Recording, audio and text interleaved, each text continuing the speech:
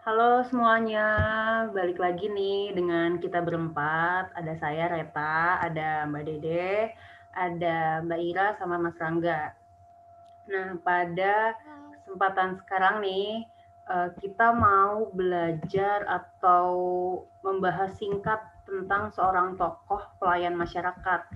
Jadi dia seorang guru di Tinggi Nambut, suatu daerah di Papua. Nah, itu kita ngambil dari suatu video di YouTube, nanti link videonya kita taruh di description box ya. Nah, sekarang aku bahas singkat, aku jelasin singkat.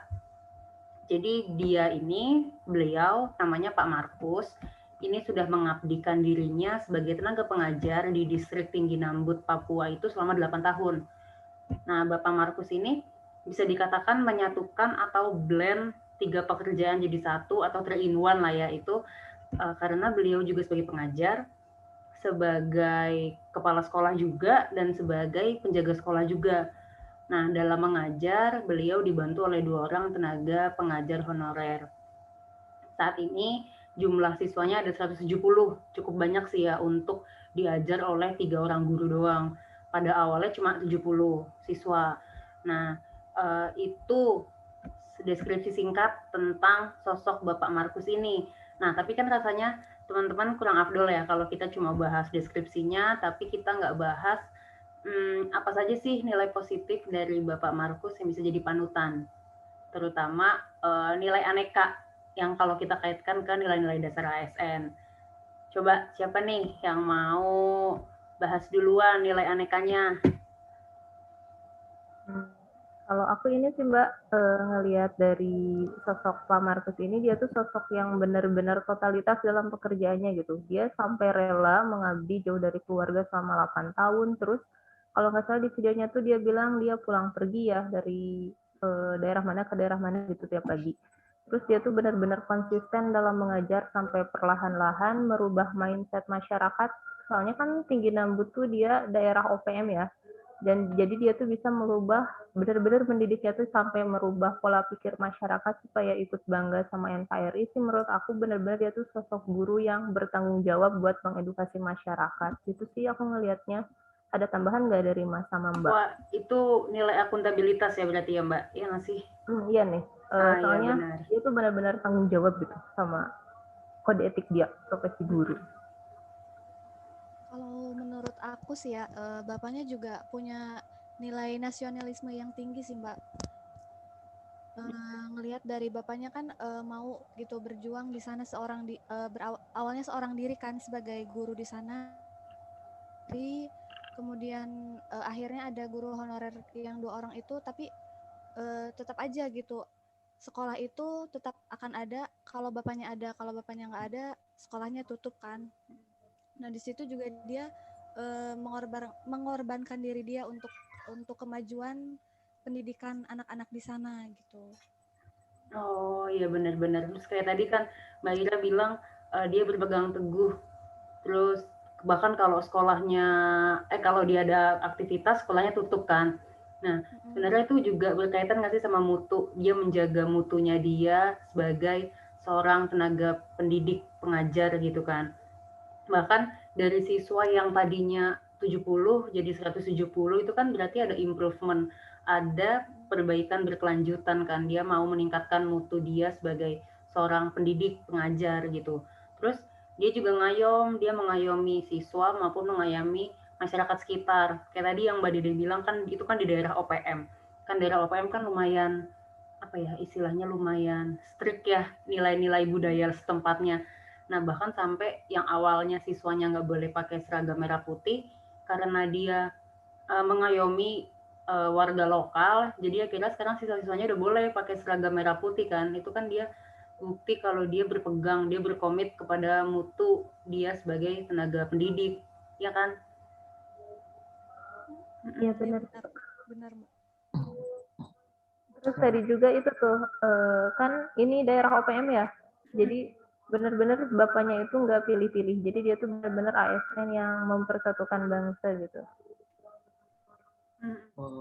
Baik Mbak, untuk saya dari nilai-nilai anti korupsi, Bapak Markus ini juga memegang nilai-nilai dasar anti korupsi, di mana 3 poin yang penting adalah yang peduli, sederhana, dan mandiri. Dimana yang pertama, kepedulian Pak Markus ini memang patut diacungi jempol, di mana punya niat yang mulia serta tulus untuk mengajari, memberikan pendidikan kepada warga-warga yang hitungannya di daerah tertinggal, bahkan di daerah konflik, daerah OPM juga. Kemudian dari sederhana juga, beliau juga sebagai seorang PNS rela dari kota mulia yang lumayan padat penduduk langsung pindah ke Tinggi Nambut, di mana daerah itu memang rada sepi dan mungkin belum semua anak-anaknya terpelajar, bahkan siswanya pun dikit dan tenaga pengajarnya sangat dikit dan tempat minta bantuan pemerintah juga. Namun dibalik disambi menunggu bantuan dari pemerintah, dia juga secara mandiri menyisihkan uangnya untuk sedikit demi sedikit untuk kemajuan pendidikan juga, misal memberikan pensil, memberikan pulpen, dan memberikan baju juga. Beliau ikhlas, beliau tulus, seperti itu untuk nilai anti korupsinya. Jadi memang Pak Markus ini PNS yang sangat berorientasi pada publik kalau saya. Baik, Iya, dia ke publik kayak, berarti kan dia bisa dibilang dia mengabdi total ya untuk rakyat. Untuk rakyat mengabdi total itu kan kayak bagian dari cara dia beretika terhadap publik kan. Berarti masuk mana tuh nilai aneka juga ya, nilai aneka etika publik ya. Iya. Apalagi ya kira-kira teman-teman nilai etika publiknya itu? Dia Etika publik. Dia bisa, juga ini sih Mbak, dengan cara dia kan seorang PNS ya, PNS guru. Di situ juga dia menjalankan tugasnya secara profesional gitu dan tidak berpihak. Bahkan dia mau ditempatkan di yang notabene-nya di sana rawan konflik kan. Iya, benar-benar. Jadi dia orientasinya benar-benar publik. Terus kan kalau etika publik tuh berarti dia memegang teguh ideologi Pancasila kan. Berarti ada pengamalan Pancasila tuh. Yang sila pertama apa contohnya ya? Sila pertama, sila kedua, sila ketiga. Sila ketiga itu yang tadi dibilang sama Mas Rangga mungkin, yang dia menyediakan peralatan sekolah dan bahkan ke seragam. Dia juga termasuk berjiwa patriotisme gitu. Dia mau berkorban untuk bisa nularin itulah semangat nasionalismenya ke masyarakat sekitar gitu Mbak. Oh iya benar-benar. Oh iya benar itu juga. Sila kelima juga bisa ya berarti ya? Ya sila kelima. Bisa. Sila keempat juga bisa sih kayaknya ya. Dia berusaha buat memeratakan apa ya, pendidikan buat sampai ke daerah terpencil gitu kan. Sila kedua juga kan dia persamaan hak dan kewajiban kan. Dia berpikir bahwa semua orang harus punya pendidikan pasti kan. Harus punya, dia kan goals dia tuh mencerdaskan bangsa. Jadi kan itu kan persamaan hak, kewajiban, dan martabat. Itu sila kedua kan ya. Kemanusiaan yang adil dan beradab. Itu sih etika publik. Gimana Mbak? Oh ya. Enggak sih, mau nambahin yang apa, dari cara dia yang memperkenalkan seragam merah putih itu loh Mbak. Oh iya. Dia kan ikut untuk memperkenalkannya, dan hingga anak-anak bisa pakai seragam merah putih kan dia bermusyawarah juga tuh dengan orang-orang sana. Iya, benar-benar. Jadi dia tidak memaksakan kehendak gitu. Ada musyawarah di dalamnya. Iya, dia pakai uangnya sendiri, itu juga masuk nilai apa ya? Ya nggak sih teman-teman, yang dia pakai uang sendiri, dia rela berkorban, persatuan Indonesia. Iya benar, berarti masuk ke pengamalan Pancasila lagi ya.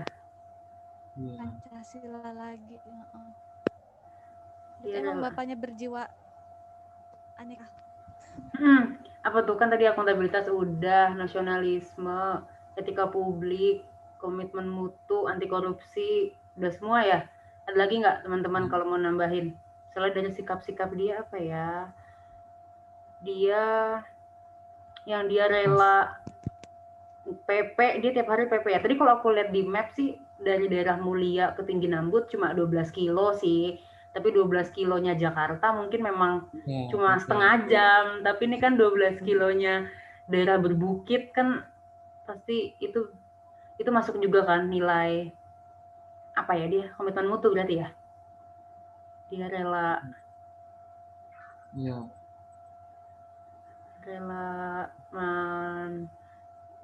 jalan jauh 12 kilo. Ada lagi nggak teman-teman nih kira-kira masukan-masukannya, nilai-nilai anekanya lagi apalagi sih?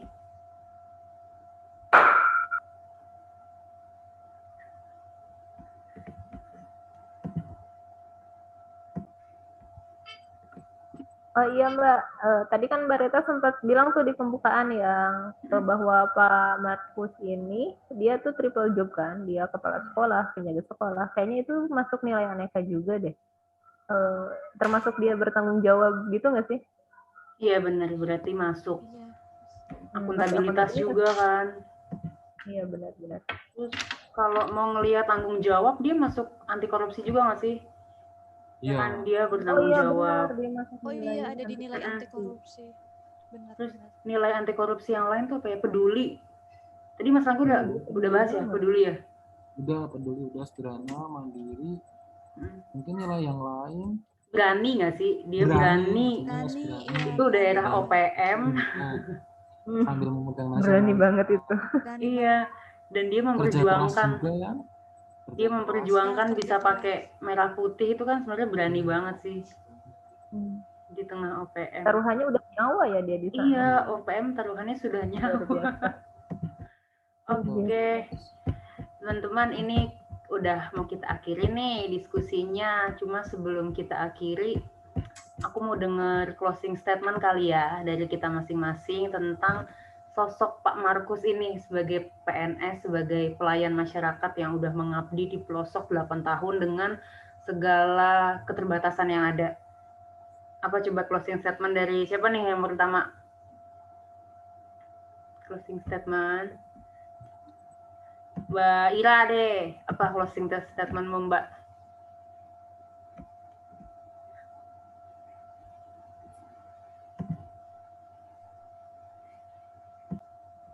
Ya, untuk closing statement dari saya, melihat dari perjuangan Pak Markus tadi, tetaplah berjuang untuk mendukung kemajuan pembangunan bangsa ini di bidang apapun kita saat ini. Gitu. Oke, dari Mas Rangga deh, apa nih closing statement-nya? Untuk dari saya, kalau Pak Markus tuh menurut saya ASN yang sangat berintegritas, karena sebagai ASN beliau siap ditempatkan di mana saja dan ditempatkan di daerah yang terpencil dan rawan konflik bukanlah suatu hal yang mudah untuk menyesuaikan. Namun beliau tetap memegang teguh integritas atau nasionalismenya, tetap mengajarkan tentang apa itu NKRI dengan tidak memaksakan pemahamannya, namun diinfiltrasi secara pelan-pelan lewat diskusi dan musyawarah kepada tokoh-tokoh publik setempat, sehingga lama-kelamaan generasi mudanya dari anak-anaknya mulai paham bahwa kita tuh masih bagian dari NKRI. Di situ integritasnya sangat terlihat. Mantap.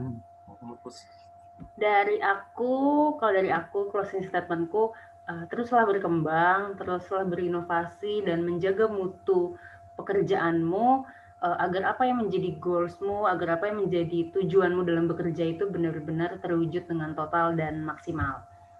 Dari Mbak Dedeh, apa nih closing statement-nya? Kalau dari aku, apapun kita harus mengabdi itu dengan totalitas, dengan tulus. Jadi jangan dulu memikirkan hal-hal yang bersifat materi, mengabdi dulu dan tunjukin bahwa semangat nasionalisme, terutama kita sebagai ASN itu harus menjadi wakil bangsa, terutama di daerah terpencil. Mari kita majukan pendidikan Indonesia.